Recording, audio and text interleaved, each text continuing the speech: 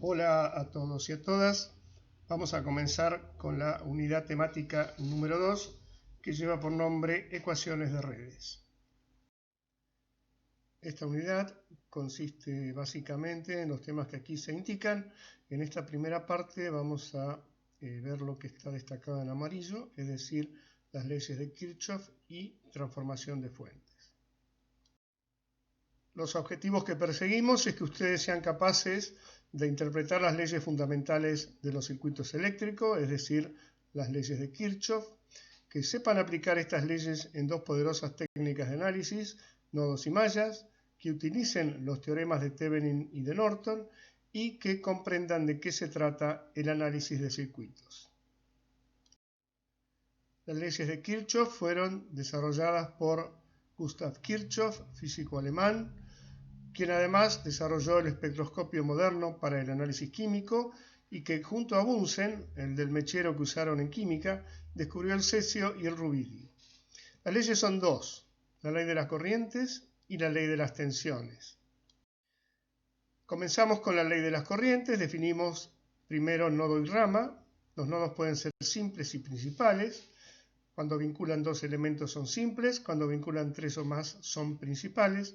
Y hablamos de rama como el camino que conecta a dos nodos principales.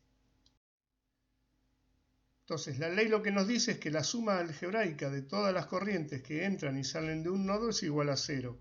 En la figura ejemplo tenemos n caminos que coinciden o confluyen en el nodo A y está escrito que la suma de las corrientes es igual a 0. Fíjense que en este caso aparecen todas como que apuntan hacia el nodo, pero es evidente que alguna va a tener que salir del nodo porque se debe cumplir que el movimiento de cargas, que es lo que conocemos como corriente eléctrica, todas las cargas que entran a un nodo deben salir del mismo, porque en el nodo no se crean ni se destruyen. Esto se enuncia con la ley que se basa, o sea, esta ley se basa en el principio de conservación de la carga eléctrica.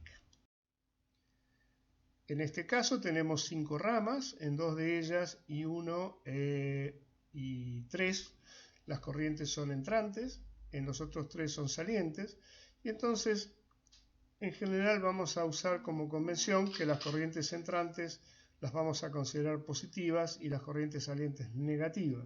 Con esto podemos plantear esta primera ecuación, donde hemos escrito que la suma algebraica de las corrientes que entran y salen es igual a 0, pero también lo podemos escribir de una forma más sencilla para no equivocarnos con la convención, y es decir, que la suma de las corrientes que ingresan es igual a la suma de las corrientes que salen. Cualquiera de las dos formas, por supuesto, está bien.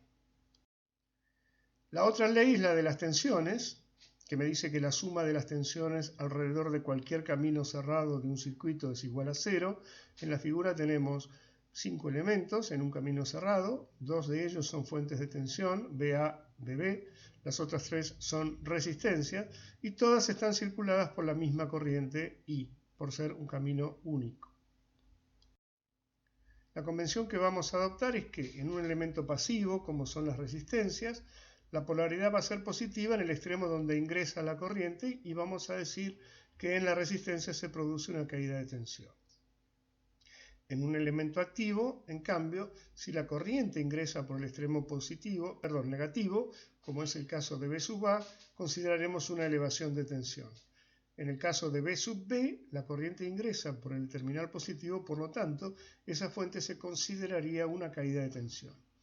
¿Cómo escribimos esto? Una forma es escribir que la suma algebraica de las elevaciones y caídas de tensión es igual a 0. Si tenemos dudas sobre los signos o la convención, podemos escribir que la suma de las fuentes, suma algebraica siempre, es igual a la sumatoria de las caídas de tensión.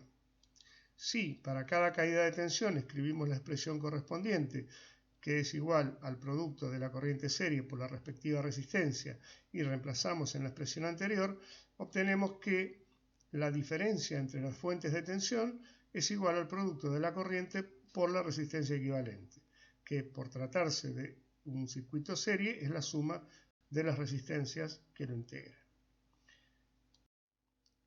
Con respecto al tema transformaciones de fuentes, es un proceso que consiste en reemplazar una fuente de voltaje en serie con una resistencia R por una fuente de corriente en paralelo con una resistencia R, obviamente del mismo valor.